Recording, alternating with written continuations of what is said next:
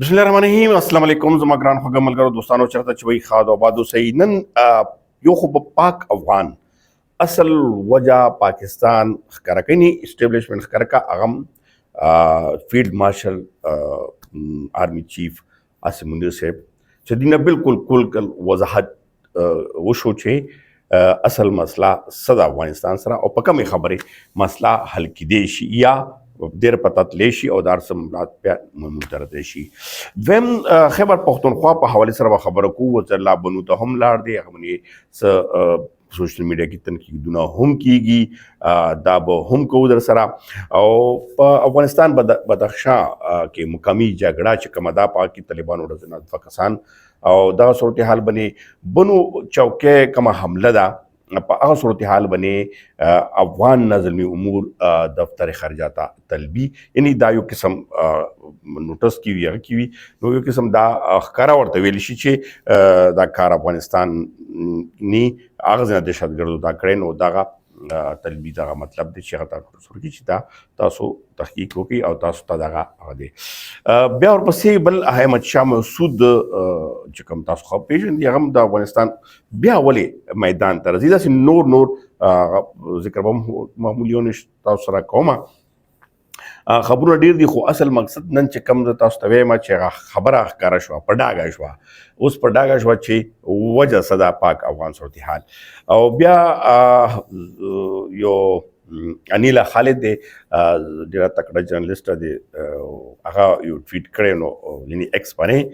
هغه ډېر زبردست هغه کړی دی کنټینر چې کومې ولاړې دي پاکستان د افغانستان دغه معاملو نه هغه دومره پورې هغه شوې چې هلته مرغو پکې جالې کړي دي، یعنې دې باندې هغه هارون باچا ګانا هم ماته رایادېږي. بهرحال دا ټولو خبرو سره ځو اصل وجوهات مې تاسو ته ویلي، خو د وړو خبرو باندې به تاسو ته راشم چې انیلا خالد نه به زه شروع کړم چې دغه یو تصویر یې جاري کړی دی، هغه باندې باقاعده کونسلې جوړې شوي دي چې کوم کورونه جوړوي مرغۍ هغه کې انډې جوړې شوي دي، اوس به هغه هم بچي وکړي، یعنې دغه 5-6 میاشتې وشوې دغه کنټینر یې ولاړې دي. دا پښتنو معیشت تباهي دا نور څه کومه تباهي دې طرف ته نه ګوري. بل طرف ته یو ټرین هم چلیږي چې مراکه حق جشن منویږي، خو بلکې خیبر پښتونخوا کې اور بل دی، یعنی کوم ټیم دلته جشن منویده هلته پولیس اهلکار چې کوم دی هغه ملبې دلې د پراتو خودکش حملې کې هم دغه شانتي نور جنګ جګړې هنګو 1970 ټول دغه ایریا چې کومه ده په اور لامبو کې، بلکې د افغانستان بیلټ څه صورت موږ ورته لربر بیلټ دی دا ټول. بنو په واقع باندې ناظم الامور طلب کول یقینا چې دغه خبرې غمزي کوي چې پاکستان دا غني چې دغه کم ترهګرو حمله شوي ده، خودکش حمله شوي ده، د دې په شا یعنې ټوله میکانیزم افغانستان نه دی، یعنې الریډي چې کوم د پاکستان تحریک طالبان کلدم تحریک طالبان دي هغو باندې پیل نه دا وضاحت شوي دي، هغو به نوم راځي نو هغه هلته موجود دي، دغه ښکاره خبره ده. اوس مخته چې کوم په دې باندې کېږي هغه تاسو سره زه کومه د اصل وجوهات ته هم راځم چې د آرمي چیف طرف نه کل کم پیغام راغلل، خو نه مخکې وزیر الله سهیل افریدي یو ځل بیا په سوشل میډیا باندې بنو دورې باندې کېږي چې بنو ته خو یو لیټ راغله، بل بنو ته راتګ باندې سوشل میډیا باندې هغه ګاډو چې کوم شمیره ده هغه چلیږي، څه تقریبا 100 ګاډي قافله کې راغلی دی. نو هغه وایي چې دا تبدیلي وه، دی وخت کې پټرول کم ځای ته رسېدلی دي او دا سرکري مشینري سرکري دومره پټرول ځای کول او دغه ورکړه څه بنو ته. بهرحال په دې حوالې سره خیبر پښتونخوا کې نور هم ډېر خبرونه دي، خو راځم به اصل مقصد ته چې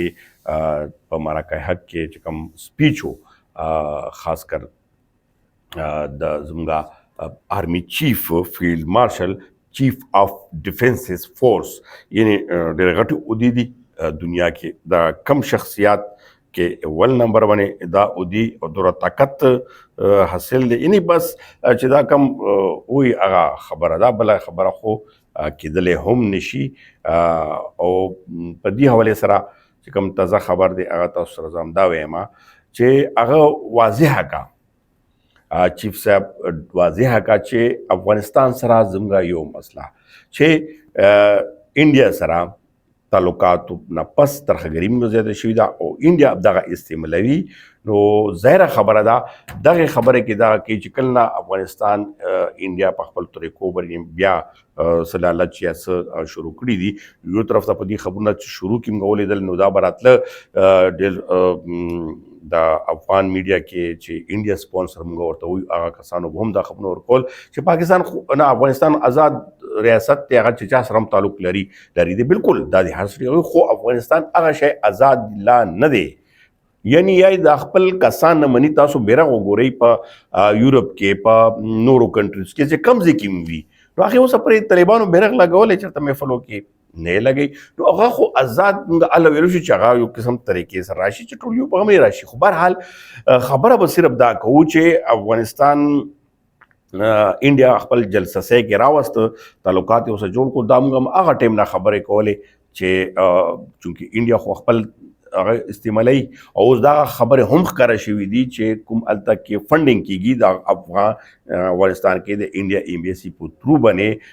د پاکستان مخالف ډلو ته چې کوم دا ترهګري کوي د پاکستانان کسان دي نو هغه هم ښکاره شوي دي. نو آرمي چیف واضح کړه که چیرې طالبان یو خو د کم د تحریک طالبان دي دا هم ته حواله کړي یا دا مکمل بند کړي یا خپله باندې څه الوشي دویم چې کوم دا انډیا سره کم